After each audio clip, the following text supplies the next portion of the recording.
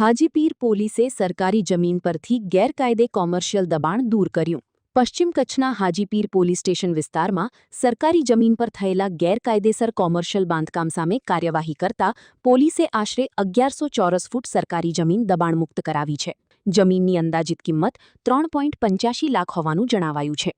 Police મહાનિરીક્ષક Chirag Kordia, જિલ્લા police અધિક્ષક વિકાસ સુડા અને નાયબ પોલીસ અધિક્ષક ડોક્ટર વિશ્વા શાહના માર્ગદર્શન હેઠળ હાથ ધરાયેલી કાર્યવાહીમાં લુડબાઈ ગ્રામ પંચાયત હસ્તકની સરકારી જમીન પર બનેલી ખાણીપીણી અને કરિયાણાની ગેરકાયદે દુકાનો તોડી પાડવામાં આવી હતી. કાર્યવાહીમાં હાજીપીર પીઆઈ વીડી ગોહિલ, નરા પીએસઆઈ હરદેવસિંહ પરમાર, ધોરડો પીએસઆઈ ચુડાસમા સહિત પોલીસ સ્ટાફ જોડાયો હતો. પોલીસે લુડબાઈ ગામના 5 દબાણકારો સામે કાર્યવાહી કરી સરકારી જમીન ફરી ખુલ્લી કરાવી છે.